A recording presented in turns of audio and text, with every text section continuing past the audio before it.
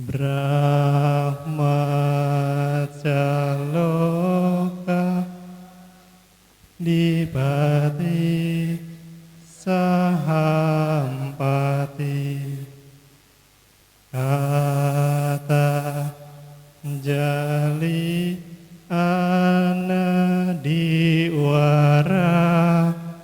Ayacata Santi Dasata Paraja Kaja Tika Desetu Dhamma Anuka Imam Paja. Brahma Sahampati, sang penguasa dunia, beranjali seraya memohon, di alam semesta ini ada makhluk-makhluk yang memiliki sedikit debu di mata mereka. Ajarkanlah Dhamma demi kasih sayang kepada mereka. Namo tassa bhagavato arahato Samma sambuddhassa.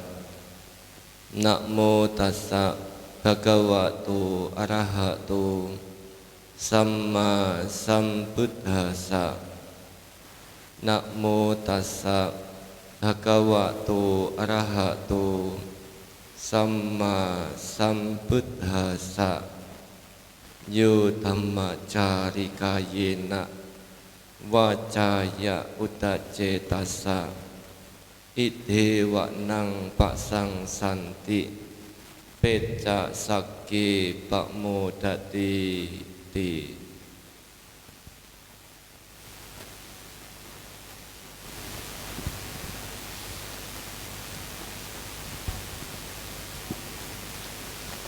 Kepada Nauso Subaru yang saya hormati, sebagai Upak Sangga Upak Padesanayaka daerah Provinsi Jawa Barat, Romo Ramani Pandita, Bapak Ibu Pasaka-pasaka sekalian, yang terkhusus keluarga dari mendiang Ibu Ciu Biswat yang saya hormati, ya umat Buddha Wihara Dharma Mulia, juga umat Buddha dari Cetia Welas Asih Cirebon yang berbahagia. Selamat malam, Namo Buddhaya. Malam hari ini kita bersama-sama berkumpul di ruang Aula Dhammasala Wihara Dharma Mulia ini untuk melakukan upacara kebajikan sesuai dalam tradisi di masyarakat kita, yaitu memperingati 49 hari meninggalnya mendiang Ibu Ciu Biswat, istri dari Bapak Aseng, yang pada hari ini telah genap peringatan ke-49 hari dari meninggalnya beliau. Ya, beliau meninggal pada usia 65 tahun. Satu usia yang sangat rentan pada masa sekarang ini, meskipun secara umum rata-rata usia manusia itu sekarang ini adalah 74 tahun, 75 tahun, tetapi ketika kita berada di tempat duka, di rumah duka, usia 50 sampai 70 tahun itu sangat banyak sekali terjadi. Apakah mereka yang meninggal melalui sakit lama atau yang meninggal karena tidak sakit dan yang meninggal dengan sakit yang tidak terlalu lama. Semuanya akan mengalami hal yang sama, yaitu yang disebut sebagai marana atau kematian. Kematian selalu meninggalkan kesan yang kurang menyenangkan bagi keluarga yang ditinggalkan. Meskipun usia sudah 80, 90, bahkan 100 tahun sekalipun, ditinggal oleh orang yang dicintai selalu memberikan kesan yang tidak nyaman. Kenapa? Karena ada kelekatan yang terjadi, kelekatan terhadap orang yang dicintai. Ini tidak bisa dihindari oleh siapapun juga. Oleh karena itu, guru agung kita mengajarkan hidup ini adalah derita, duka, berkumpul dengan yang dibenci, berpisah dengan yang dicintai, tidak mendapatkan apa yang diinginkan. Semua itu menimbulkan derita. Apa yang dicintai alih-alih itu adalah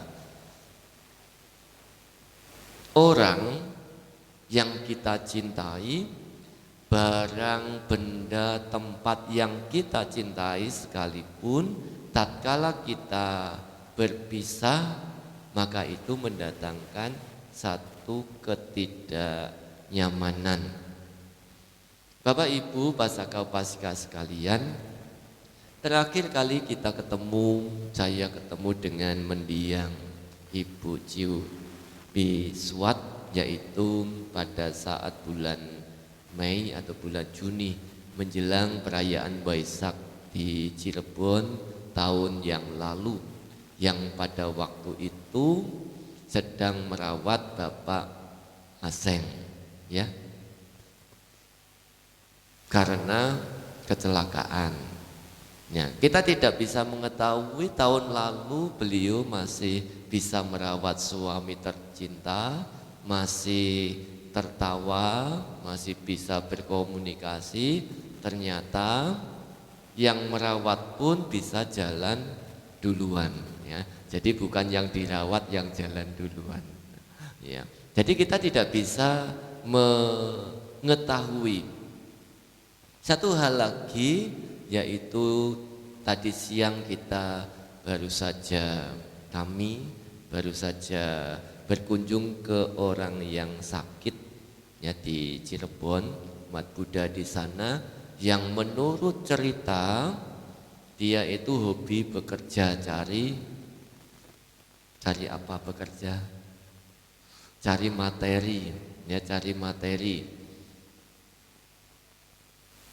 Hingga dia mengalami sakit. Nah, pada saat mengalami sakit itu ada rasa yang tidak bisa diterima.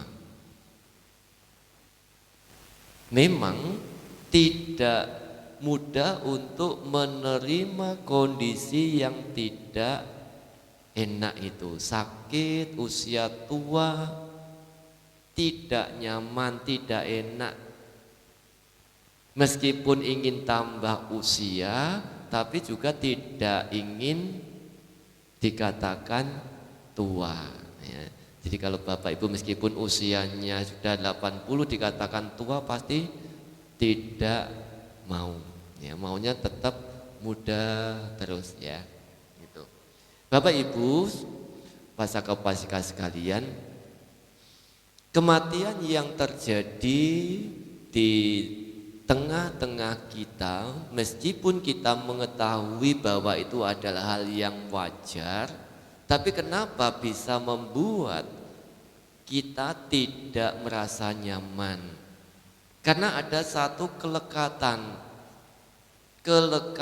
terhadap orang yang kita cintai. Bukan hanya mereka yang tidak mengenal Dhamma, tidak mendengar Dhamma, tapi kepada mereka yang sering belajar Dhamma sekalipun, tatkala di situ terjadi kelekatan, maka pada saat berpisah itu bukan sebagai hal yang mudah. Yo dhammacari kayena wacaya udacetasa. Barang siapa praktek Dhamma dengan badan jasmani, dengan ucapan ataupun dengan pikiran, idewanang pak sang santi pecasagi pamodati. Di dunia ini dia dipuji oleh para bijaksanawan, dan setelah dia meninggal dia berbahagia di alam surga. Satu hal yang sangat lekat dengan kita yaitu praktek Dhamma. Barang siapa praktek Dhamma, dia akan hidup bahagia. Siapapun yang praktek Dhamma dia akan hidup bahagia. Tapi ada satu pertanyaan yang sering kali muncul, barangkali kita juga pernah bertanya terhadap diri kita sendiri. Praktek Dhamma, yang dimaksud praktek Dhamma itu yang bagaimana? Bapak Ibu pernah mendengar kata praktek Dhamma ya? Pernah mendengar Dhamma? Dhamma itu apa?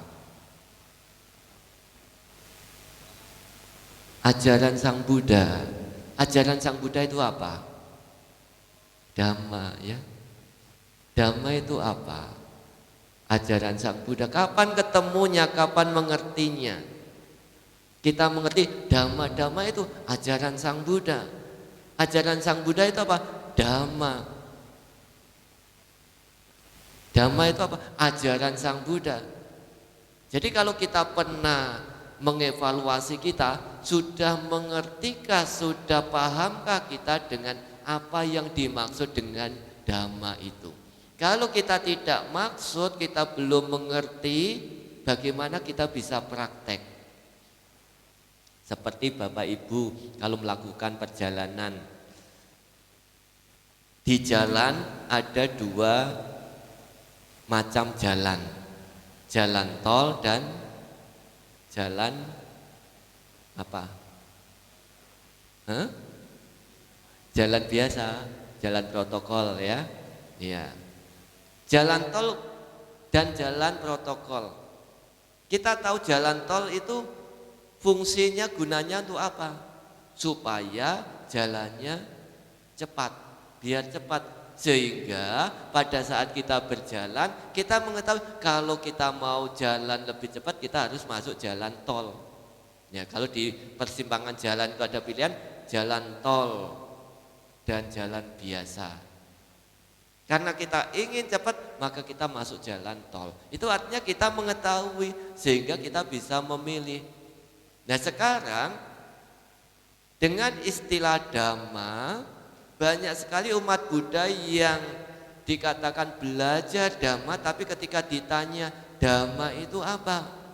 Jawabannya pasti dari yang senior maupun yang baru belajar akan mengatakan ya ajaran Sang Buddha Bante. Terus ajaran Sang Buddha apa? Ya Dhamma. Ya. Betul ya. Terus bagaimana kita bisa mengerti? Kalau mengerti saja kita tidak bisa, bagaimana kita bisa praktek? Sulit. Apa yang kita tidak mengerti mau praktek tidak akan bisa.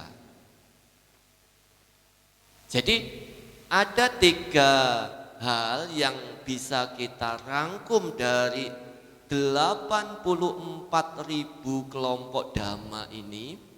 Ya, kita tidak usah menghafal semua 84.000 itu untuk mengerti Dhamma. Ada tiga karakteristik yang perlu kita ketahui tentang Dhamma.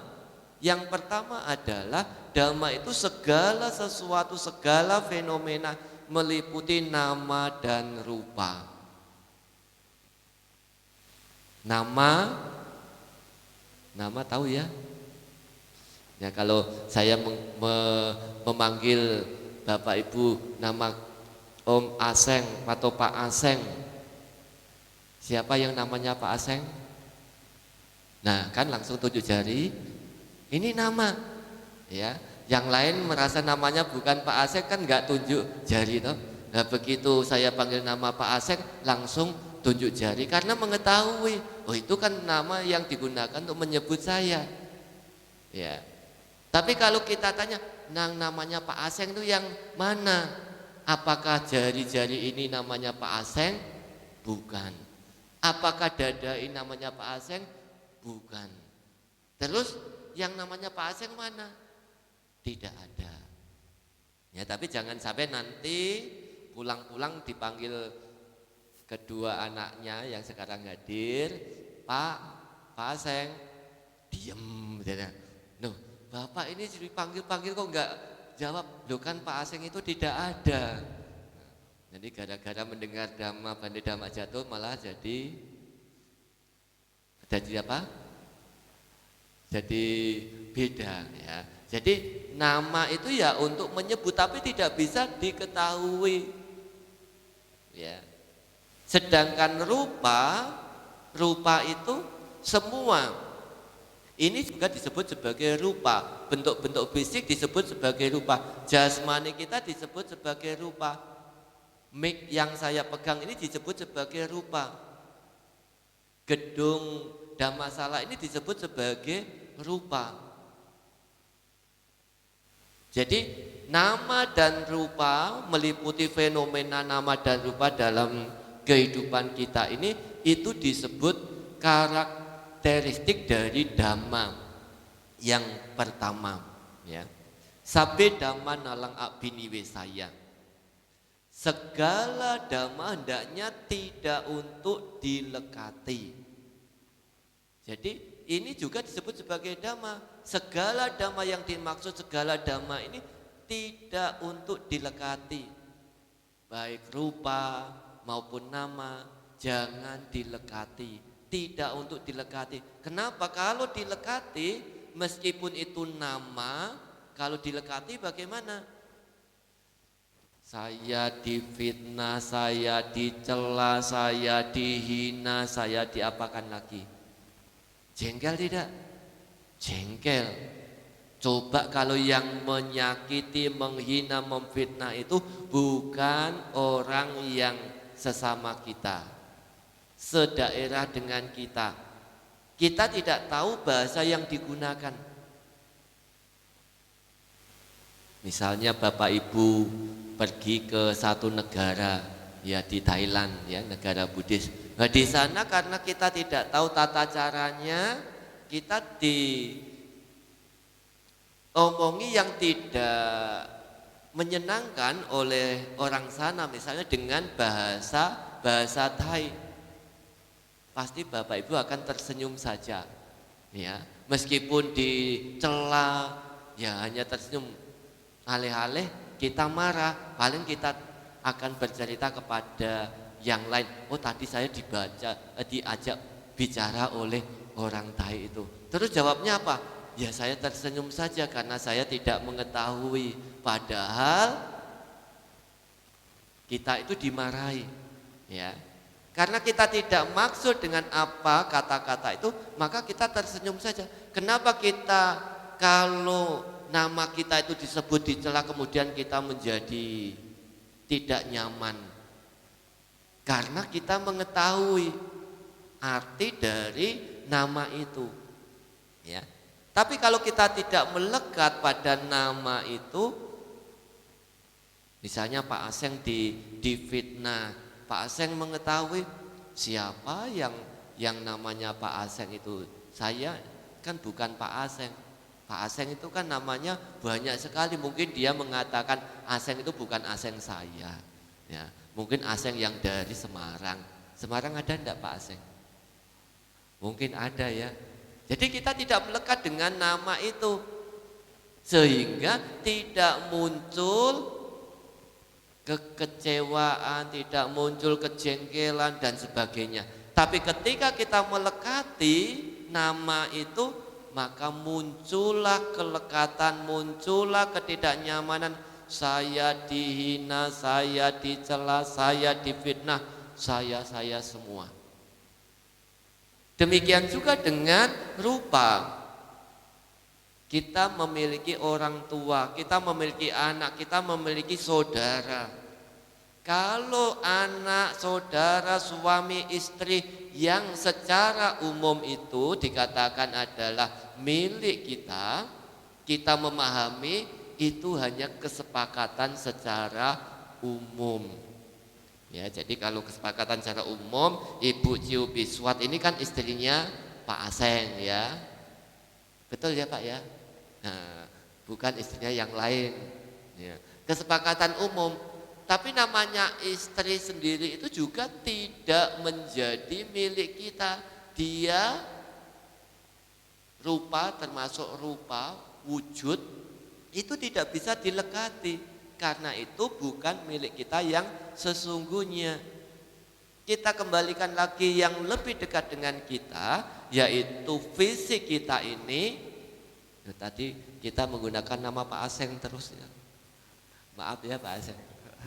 Iya, jadi apa yang menjadi milik kita, tubuh kita ini juga bukan sebagai milik kita. Ini adalah bagian dari fenomena yang disebut sebagai dhamma. Maka satu istilah sabe dhamma nalang abini wesaya, segala dhamma itu tidak untuk dilekati ya. Hendaknya jangan dilekati. Karena kalau kita melekati, maka akan muncullah apa yang disebut sebagai dukkha, sulit untuk ditahan. Maka dhamma di sini itu meliputi segala fenomena. Ada satu istilah lagi dhamma dalam Dhammapada Sair 1, apa ya? Manopubang gama dhamma. Artinya apa? Manopubang gama dhamma. Pikiran adalah pelopor dari segala sesuatu. Segala sesuatu diartikan segala sesuatu lagi. Ya, semua meliputi nama dan rupa. Tapi di sini adalah bagian dari pikiran. Jadi tergantung konteks dhamma yang digunakan di sini, artinya itu berbeda. Karakteristik yang pertama, dhamma itu adalah segala sesuatu, segala fenomena yang meliputi nama dan rupa.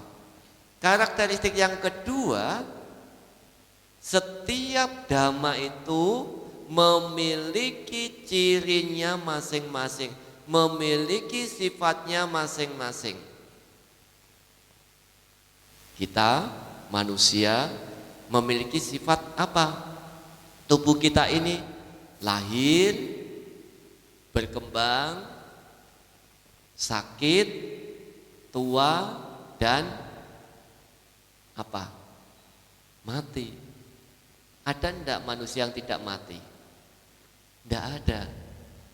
Sepanjang-panjang usia manusia, dia juga akan meninggal atau mati.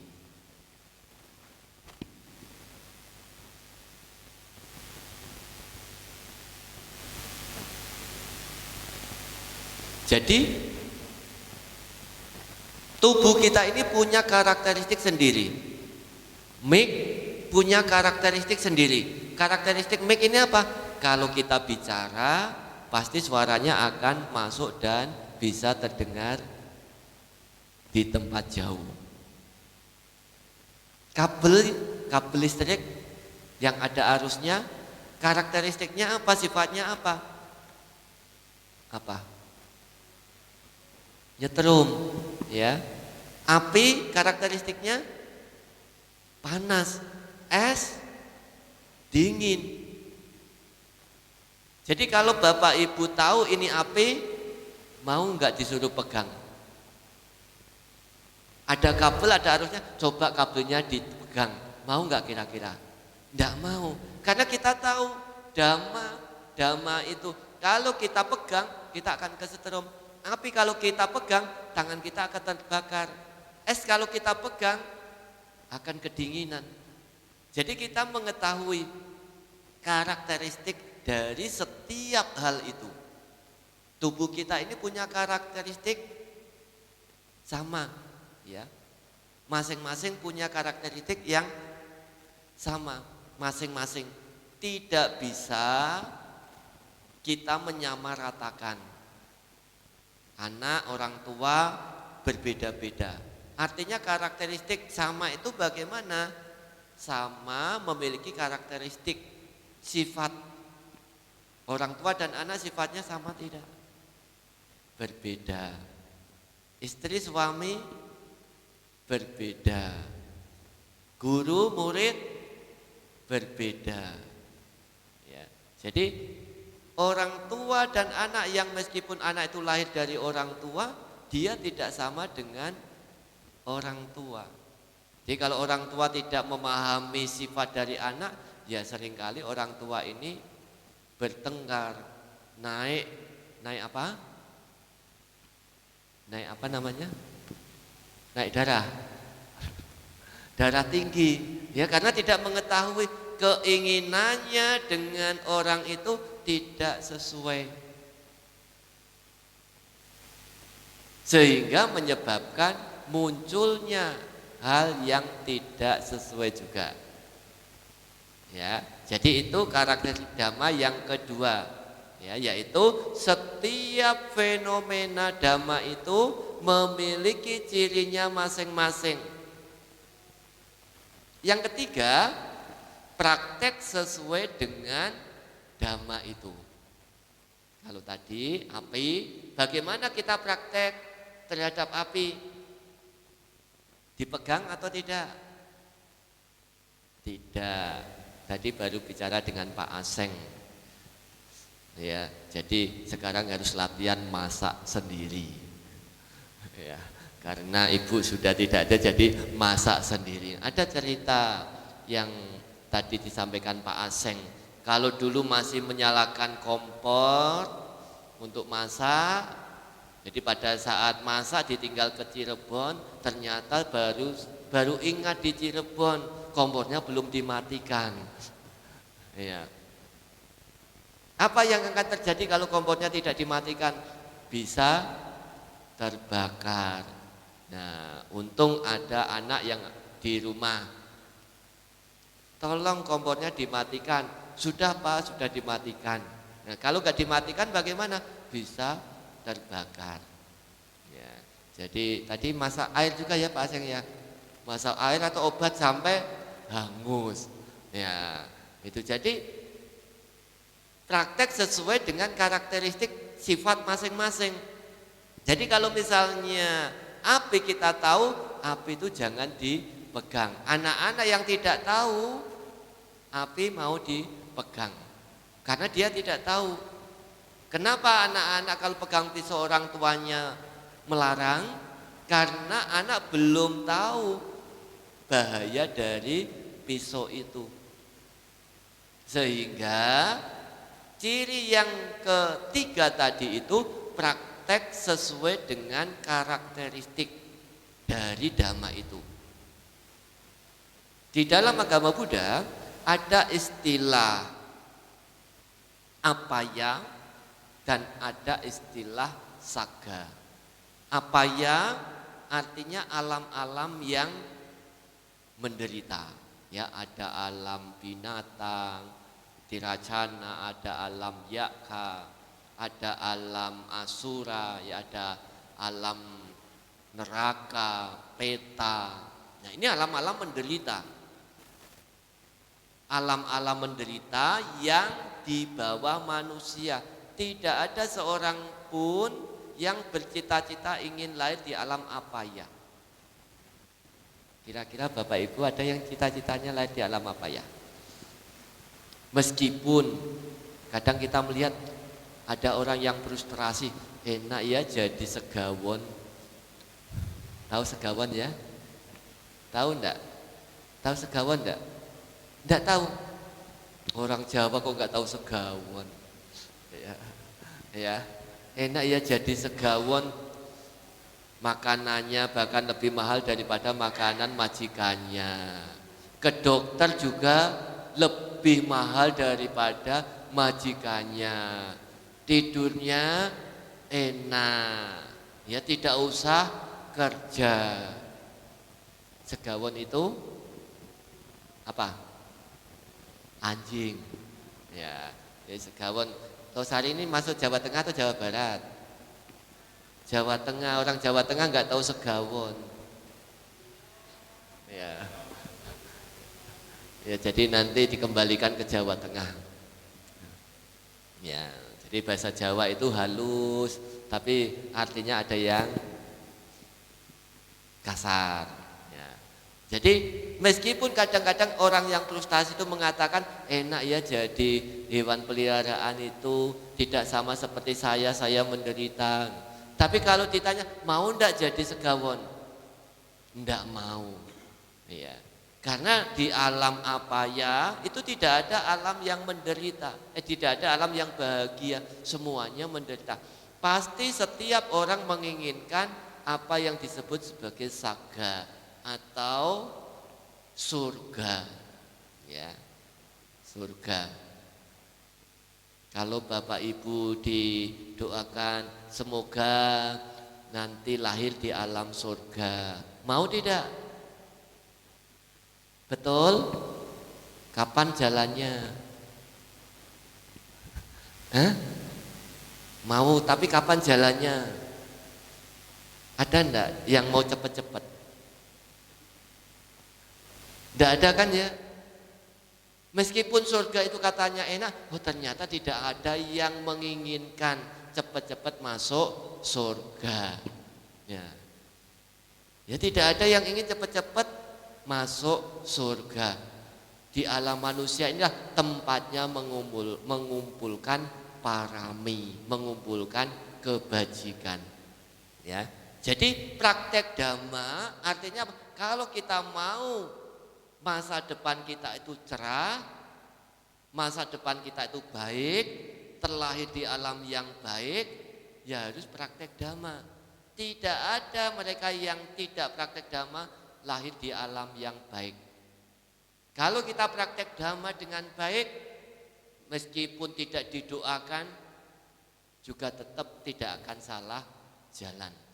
Jadi seperti ilustrasi saklar, kalau kita menekan saklar yang menghubungkan lampu altar, yang hidup adalah lampu altar. Kalau saklarnya yang saklar kipas yang ditekan, maka kipasnya yang nyala, tidak akan salah. Demikian juga dengan perbuatan. Perbuatan tidak akan pernah salah alamat. Banyak di antara kita yang sering mengatakan, Bante katanya berbuat baik itu akibatnya baik. Saya banyak berbuat baik, tapi kok akibatnya masih saya dicela, dihina, difitnah dan sebagainya. Ada yang begitu enggak? Hah? Banyak, ya, banyak. Bukan hanya di kalangan Bapak Ibu saja, ya di kalangan para biku saja itu juga ada, ya. Jadi meskipun sebagai seorang biku, kalau kita tidak memahami dhamma, hanya berbekal siapa berbuat baik, akibatnya adalah baik, siapa berbuat buruk, akibatnya adalah buruk. Hanya berbekal itu saja, pada saat kita berbuat baik, kita mendapat akibat yang buruk, kita tidak bisa menerima. Kalau kita menerima akibat yang baik, bagaimana? Ini akibat perbuatan baik saya pada masa yang lalu. Kalau kita mendapatkan akibat perbuatan buruk pada saat kita berbuat baik, akibat perbuatan baik yang baru saya lakukan belum berbuah. Sedangkan akibat perbuatan jahat, buruk yang saya lakukan pada saat ini sudah berbuah. Maka meskipun saya berbuat baik, akibatnya berbuat buruk, saya tidak akan mundur. Saya akan tetap semangat untuk terus memupuk hal-hal yang baik. Suatu saat akibat perbuatan baik ini juga akan memberikan dampak yang baik. Kalau kita berbuat baik, yang kita terima adalah difitnah, dicela dan sebagainya, jangan gentar. Sang Buddha saja sebagai seorang Buddha, beliau masih difitnah oleh Cinca, oleh Sundari. Ya. Pernah mendengar cerita Cinca Sundari yang memfitnah Sang Buddha? Bahkan beliau hampir dibunuh oleh Dewa Data. Tapi tidak ada seorang pun yang mampu membunuh seorang Buddha, hanya melukai kaki beliau. Jadi kalau sebagai Buddha saja, guru agung kita itu masih mendapatkan celaan, difitnah, apalagi kita sebagai murid-murid beliau yang mungkin kita belum sampai ke tataran yang tingkat kesucian pertama pun masih belum. Kemungkinan, ya saya tidak tahu di sini ada yang sudah mencapai Sotapanna. Ya barangkali ada yang sudah mencapai. Ya, jadi apalagi kita yang masih awam, sangat-sangat sulit. Jadi praktek dhamma yang harus kita ketahui, kita perlu mengetahui 3 hal tadi itu yang disebut sebagai dhamma itu. Dhamma itu apa? Segala fenomena. Yang kedua, segala fenomena itu memiliki cirinya masing-masing. Yang ketiga, praktek sesuai dengan cirinya masing-masing. Nah, itu disebut sebagai praktek dhamma. 3 hal ini dirangkum ke dalam ajaran Sang Buddha. Jadi kalau kita mengatakan dhamma, dhamma itu apa? Kita harus bisa menjelaskan 3 karakteristik kelompok tadi itu. Kalau kita tidak bisa memahami, hanya sekadar memahami dhamma saja, maka jalan kita bisa salah. Bapak Ibu pasaka upasika sekalian, jamnya cocok enggak? Enggak cocok ya? Iya. Ada satu cerita tentang pada zaman dulu ada seorang raja, ya, zaman kuno itu ada seorang raja yang berpesan sebelum dia meninggal, dia berpesan, saya memiliki 3 permintaan sebelum saya meninggal. 1, kalau saya meninggal, saya ingin orang yang mengangkat peti itu adalah dokter saya. Yang kedua, kalau saya meninggal, saya ingin di sepanjang jalan itu ditaburi uang logam. Karena raja, ya, logamnya tentu bukan logam yang murahan, ya, logam emas. Yang ketiga, kalau saya meninggal, saya ingin dimasukkan ke dalam peti yang tangan saya bisa mengangkat keluar. Bingung enggak? Bingung ya? Jadi saya ulangi lagi, 3 permintaan ini kalau meninggal raja ini ingin yang mengangkatnya pertama itu adalah dokter yang merawat dia. Yang kedua, kalau dia meninggal, saya ingin sepanjang jalan yang dilalui itu ditaburi dengan logam emas atau materi yang dimiliki itu. Yang ketiga, kalau meninggal ingin dimasukkan ke dalam peti yang tangannya bisa keluar. Ya kalau bingung dulu sebentar ya. Artinya apa? Yang pertama, kalau meninggal orang pertama yang mengangkat peti jenazahnya itu adalah dokter. Sekalipun dokter, dia tidak bisa menyembuhkan, menghidupkan orang yang sudah meninggal. Dokter sehebat apapun dia tidak akan bisa menyembuhkan orang yang sudah meninggal. Yang kedua, materi yang kita punyai, yang kita miliki, tidak ada satupun yang dibawa pada saat orang itu meninggal. Kerja siang malam, tidak kenal waktu, ya. Pada saat meninggal, apa yang dibawa? Motor, mobil, rumah, tidak ada yang dibawa. Sepeser pun tidak ada yang dibawa. Materi itu tidak ada yang dibawa.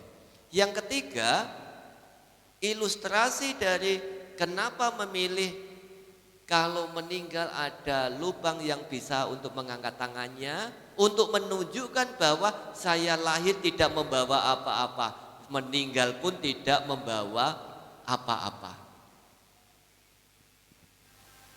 Pada saat kita meninggal, apa yang kita bawa? Jadi ini sebagai ilustrasi, saya tidak membawa apa-apa. Pada saat lahir juga tidak membawa apa-apa, meninggal juga tidak membawa apa-apa. Tapi bukan berarti kita harus menjadi orang yang pesimis.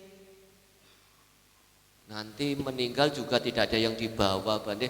Ngapain saya harus kerja keras, ngumpulkan uang, ngumpulkan materi? Bukan. Sebagai perumah tangga perlu memiliki materi untuk bertahan, tapi harus ingat, ya, harus bisa mengingat bahwa materi itu juga tidak akan kita bawa. Maka pada saat kita meninggal, orang yang meninggal itu dokter pun tidak akan bisa menghidupkan orang yang sudah meninggal. Ada dokter mana yang bisa menghidupkan orang yang meninggal? Tidak ada. Loh, yang hidup saja ingin cepat-cepat meninggal. Ya. Jadi ada enggak yang hidup ingin cepat-cepat meninggal, mau disuntik mati? Sakit sedikit sudah enggak tahan. Enggak bisa. Jadi apalagi yang sudah meninggal itu. Nah, sebagai penutup, saya ingin memberikan satu resep, ya, yang ada di dalam Anggutara Pancakanipata. 5 hal yang membuat seseorang itu bisa panjang usia. Kalau tadi adalah berkenaan dengan kematian, ya, orang yang meninggal tidak akan bisa dicegah oleh siapapun juga. Nah, sekarang bagaimana kita bisa memperpanjang usia? Ya, memperpanjang usia ada 5 hal. Yang pertama adalah sapayak kari. Sapayak kari lakukan dengan nyaman. Melakukan sesuatu, pekerjaan apapun yang kita lakukan, lakukanlah dengan kenyamanan. Sesuai dengan usia, kondisi fisik kita. Kalau masih muda, bisa mengangkat beban 10 kilo, ya angkatlah 10 kilo.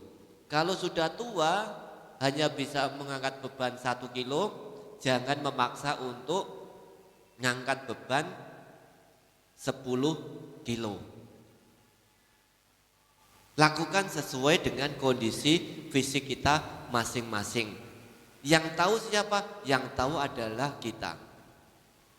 Seperti usia sudah tua. Misalnya Bapak Ibu ke Borobudur, tangganya kan tinggi sekali. Kalau kita tidak bisa naik sampai ke atas, ya jangan dipaksakan untuk naik sampai ke atas. Sesuai dengan usia kita. Jadi melakukan pekerjaan itu sesuai dengan kenyamanan fisik kita. Yang pertama. Yang kedua, sapayak matanyu. Sapayak matanyu itu tahu batas dalam kenyamanan fisik kita. Jangan sampai kelewat batas. Jadi kalau misalnya makan makanan yang enak, meskipun enak harus tahu batas. Batas enaknya makanan itu seberapa. Ya kalau Bapak Ibu kan makannya tiga kali atau satu kali? Hah? 3 kali ya. Meskipun 3 kali harus tahu batasan ya. Meskipun enak sekalipun harus tahu batasannya. Kita kan membuat enak fisik kita, nyaman fisik kita Bante. Meskipun demikian harus tahu batas. Makan harus tahu batasannya. Istirahat harus tahu batasannya. Jangan sampai terlalu berlebihan. Yang ketiga, parinata boji. Artinya makanlah, kunyahlah makanan yang bisa dikunyah dengan baik. Kalau sudah tua, sudah berusia, tidak bisa makan dengan keras, makan makanan yang keras, jangan dipaksa untuk mengunyah makan makanan yang keras. Kalau tidak, maka kita akan menghambat perkembangan fisik kita. Apa yang bisa dikunyah dengan baik sesuai dengan usia kita. Makanan-makanan itu meskipun enak sekalipun jangan sampai, kalau tidak bisa dikunyah, ditelan, jangan sampai dikonsumsi. Yang keempat, kalak cari. Kalak cari artinya praktek sesuai dengan waktu. Kita mengetahui waktu, kapan waktunya istirahat, kapan waktunya makan, kapan waktunya bekerja, kapan waktunya untuk kewihara, kapan waktunya untuk berkumpul dengan keluarga. Kita mengetahui seperti yang kemarin Bapak Ibu lakukan, kumpul dengan keluarga semua, waktunya kapan? Imlek, ya Imlek keluarga pada kumpul, ya kita tahu. Tapi kalau kumpul terus dengan keluarga setiap hari, bosan ya nggak kerja, ya ada waktunya. Kalau kerja terus setiap hari tanpa ada liburnya, jenuh juga, ya. Jadi tahu kapan waktunya bekerja, kapan waktunya istirahat, kapan waktunya melakukan perbuatan-perbuatan yang bajik. Yang tahu siapa? Kita sendiri. Yang kelima, brahmacari, praktek kehidupan luhur. Jadi kita tahu, setelah kita tahu waktu itu, waktu-waktu tersebut, kalau sudah berusia harus cepat-cepat mempraktekkan kehidupan luhur. Ya, jadi ada cerita seorang raja pesan kepada tukang cukurnya, kalau kamu lihat uban pertama di rambut saya, tolong kasih tahu saya. Begitu uban keluar yang pertama, baginda ubannya sudah keluar. Warisannya semua dibagi ke apa? Ke generasi atau ke anak-anaknya, ke keluarganya. Sang raja sendiri kemudian pergi menjadi seorang pabajita ke hutan. Jadi kalau kita nggak usah pergi ke hutan, perginya kemana? Ke Gunung Sindur. Ya, jadi nanti ya kapan waktunya brahmacari ini kita bisa praktek, mumpung kita masih ada kesempatan. 5 hal ini itu bisa dikatakan sebagai dhamma yang memperpanjang usia, ayu wadana dhamma. Dhamma yang bisa memperpanjang usia. Sapaya kari, lakukanlah kegiatan kita dengan kenyamanan, fisik kita dengan nyaman. Sapaya matanyu, meskipun nyaman sekalipun harus tahu batasan. Parinata boji, kunyahlah makanan yang bisa dikunyah dan ditelan. Kalak cari, tahu waktu kapan kita harus bekerja, harus istirahat, harus melakukan perbuatan baik, harus cari cuan, ya. Cari cuan atau cari apa? Hah? Cari cuan. Jangan kita mengatakan mumpung ada kesempatan Bante, saya nggak ke wihara. Loh kenapa? Waktu ini adalah waktu cuan. Ya. Tapi kita sendiri yang bisa mengetahuinya ya. Cuan mah nggak ada habisnya. Ya, seumur hidup kita itu cari terus, nggak pernah selesai. Tapi kesempatan itu biasanya tidak akan pernah datang kedua kalinya. Ya, harus tahu waktu. Dan yang terakhir, yang kelima itu brahmacari, kehidupan luhur, praktek kehidupan luhur. Kehidupan luhur itu yang seperti apa? Praktek Pancasila, praktek Ataksila, praktek Dasasila, atau bisa praktek 227 sila. Tahun ini 50 tahun Sangga Theravada Indonesia dikenal dengan istilah setengah abad Sangga Theravada Indonesia atau tahun kencana. Sangga Theravada Indonesia memiliki program menghimbau kepada umat Buddha melakukan uposatha sila di hari uposatha. Ya, di hari uposatha kalau bisa. Nah, namanya menghimbau. Dan yang kedua ada program Pabaja Upasambada 51 biku. Ada 4 kali, bulan Maret nanti, bulan Mei, bulan September, bulan November, itu untuk Upasambada biku. Dan Pabaja Samanera akhir tahun 100 Samanera. Untuk biku 51 biku. Dan hanya ada di tahun kencana ini. Maka kalau kita mau praktek yang ketiga, yang kelima tadi brahmacari, harus cepat-cepat mendaftar sebelum terlambat karena kuotanya hanya 51. Ya, jadi kalau ibu-ibu punya suami, suaminya didorong. Punya anak, hanya Pak Aseng berapa? 2. Ya, untuk patik dana ke mama, ya, bulan depan ikut jadi biku, ya. Oh, bertiga sekalian. Iya, jadi patik dana untuk mama. Misalnya ada waktu, ya ada waktu. Ya, selain kita patik dana berbakti kepada mama, itu juga untuk diri kita sendiri. Nah, hari ini kesempatan yang baik kita bisa melakukan patik dana di tempat ini, ya, karena pada waktu yang lalu pada saat meninggalnya mendiang Ibu Ciubi Swat, ya kita tidak ada waktu, ya karena sedang berada di luar kota.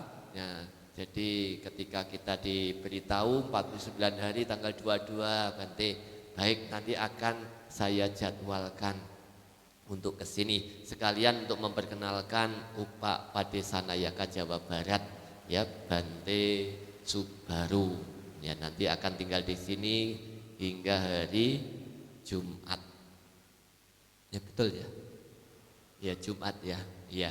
Jadi supaya nanti bisa mengawali kegiatan sebagai Upa Padesanayaka mulai dari daerah pinggiran terus ke sana, ya. Nah, semoga apa yang kita lakukan ini bisa bermanfaat bagi keluarga, ya khususnya keluarga dari mendiang Ibu Ciubi Swat, dan semoga mendiang Ibu Ciubi Swat berbahagia di alam kehidupan yang sekarang ini. Semoga semua makhluk hidup berbahagia.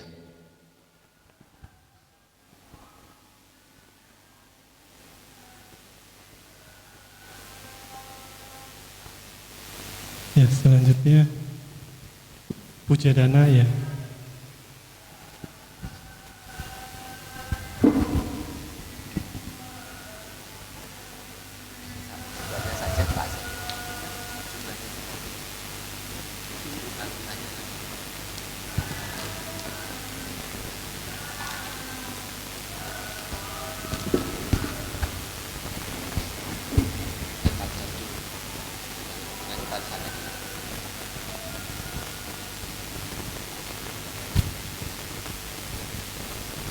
อนิจจวัฏสังขารังอุปาทวยธัมมิโนอุปาจิตวานิรุชันติเตสังบุปัสสโมสุโขสัพเพสัตตามะรันติจามะริงสุจามะริสเรตะเทวะหังมะริสามินัตถิเมเอตสังสยโย